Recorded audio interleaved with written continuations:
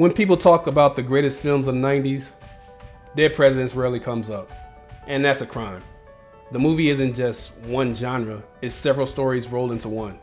A coming-of-age tale, a war movie, a heist film, and a heartbreaking critique of America's treatment of its black veterans.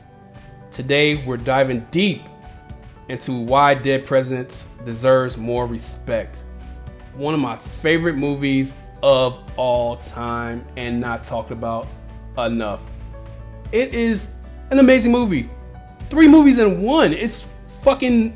Movies don't do that nowadays, and I can't wait to talk about it. Dead President opens like a coming-of-age movie. We meet Anthony Curtis, a young man growing up in the Bronx with his friends before life, war, and circumstances pulled them all in different directions.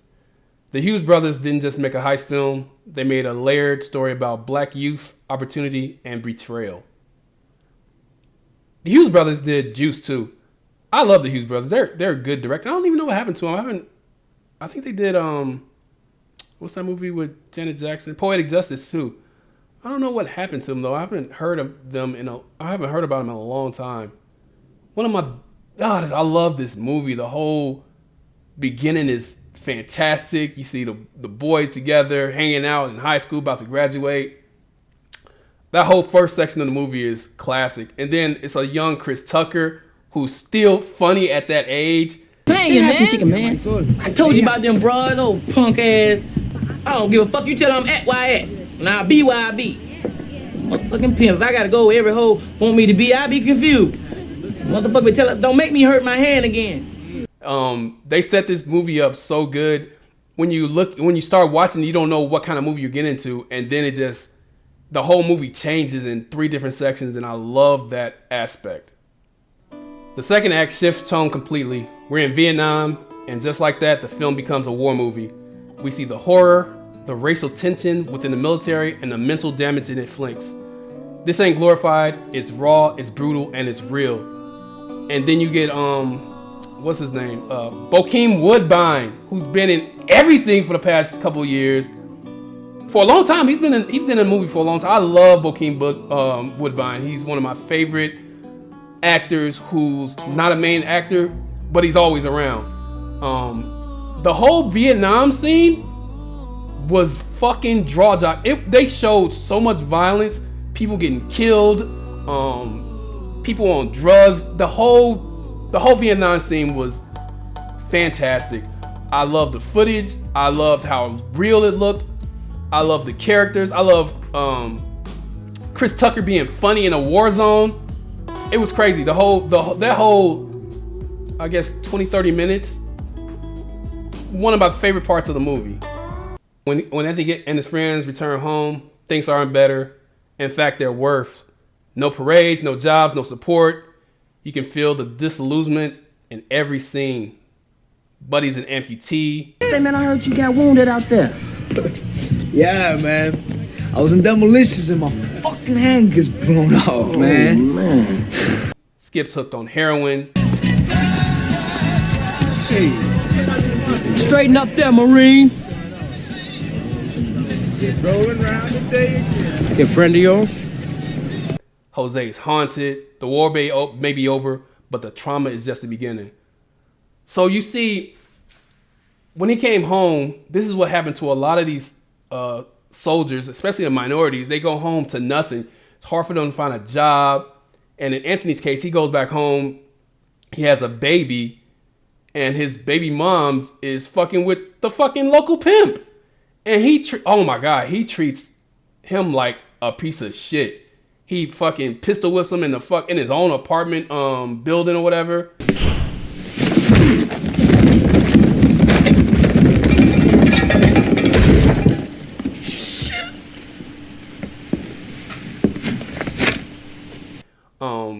He puts a gun to his head. This whole scene is fucking heartbreaking when they go back home. Surprise, nigga. Big bad Marines. Look at you now. And all that good loving. And you can't even put food on your fucking table. Open your mouth and suck this. Come on, I got a present for you. Suck it! Suck it, nigga! And then you got Skip, who's on drugs.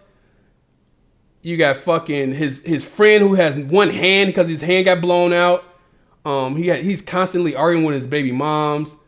And his baby moms is like super mean to him. He's like trying so hard to be good and do the right things, and she's just not giving him the love he needs, love and support he needs. Anthony, that's what you want here? Yeah. Fine. I'm fucking him. Answer this for me. If you think I'm jiving you so much, Anthony, why the hell you with me, huh? Why the fuck you with me? What you think I need? You think I need this shit? Fuck, you can't get a decent job. You won't fuck me. The only time I get to hold you is when you're having one. His sister is giving him more support.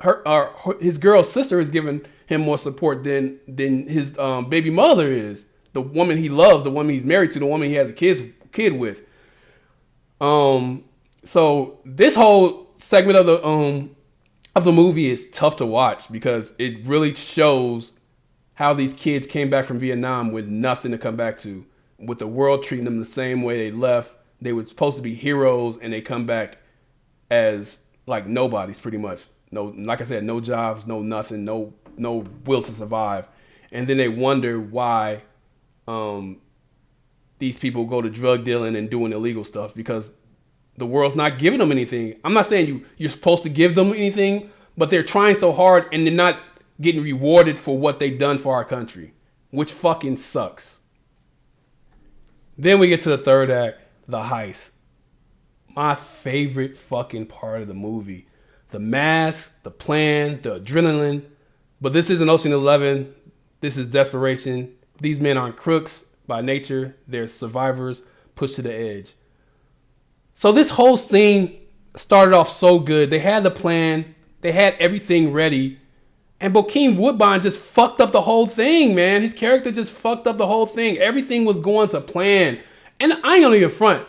Those masks was fucking hot.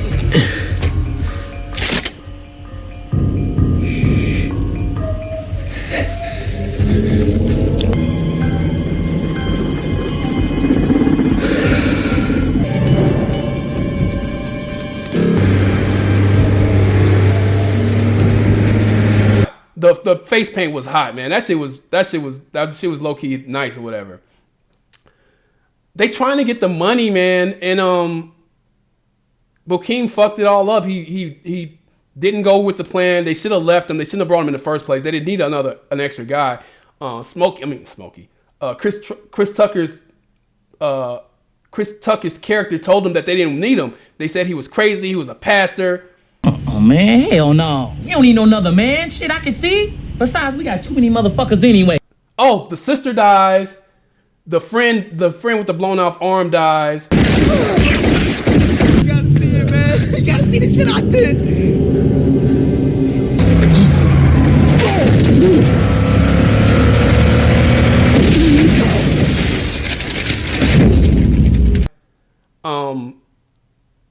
Chris Tucker gets away. The old man gets away. Anthony gets away, and Bokeem gets away. But eventually, you know what's going to happen. The whole thing was fucked up. They could have got off without a hitch, and they fucked it up. And just like that, it all comes crashing down. The heist fails. Anthony is captured, and we get one of the most emotional courtroom scenes ever filmed. The judge lays it out cold. All your medals, all your service means nothing now. You're just another black man getting sentenced. He is a disgrace to everyone that has ever put on that uniform, and I will not permit you or him to use the Vietnam War as a cop-out here. You know what's fucked up about this scene is Martin Sheen, too. He's a fantastic actor. He did everything right to begin with. He was trying to do everything right, and he was pretty much forced to go into the crime thing because of his situation. He couldn't get a job, a good job. He worked in a fucking meat factory or whatever, cutting meat. Who wants to do that for a living after being in the fucking military?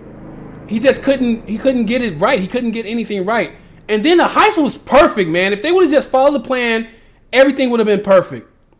So in this last scene, everybody gets captured. Anthony and the old dude gets captured in his bar trying to escape. I guess they was trying to fly away.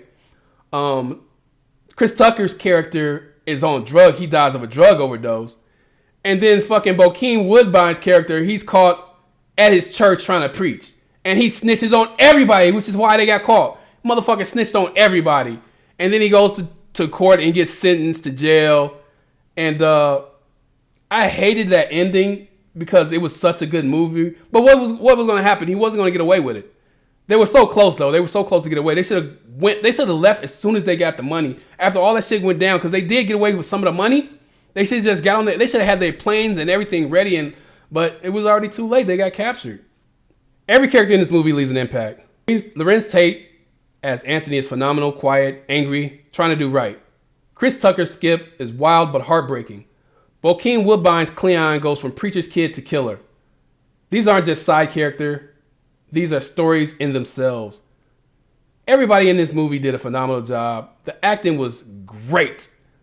Pretty much an all-black cast too. I love this movie. Definitely a 90s gem that most people haven't seen and don't talk about and should talk about. Brilliantly directed, excellent acting, great actors. Definitely a all-star performance by everybody in the movie. I love this movie. Dead Presidents wasn't just a movie. It was a warning, a statement, a raw look at how this country forgets its heroes when they stop being useful. It's gritty, it's tragic, and it's one of the most important films of the 90s. If you've never seen it or haven't seen it in years, go back and watch it with fresh eyes. If you love hidden gems like this, hit the subscribe button, drop a comment below for your very favorite scenes in Dead President. Tell me what you think. Do you think this movie deserved more recognition? That's gonna do it for the video. I truly appreciate you guys for watching. You could have been on anybody else's channel and decided to watch mine. There's only 24 hours in a day and you gave me a couple minutes. So I truly appreciate you guys for giving me that time. This is a great movie. Definitely check it out if you haven't seen it. That's gonna do it for the video. Thank you. Have a good one. Later.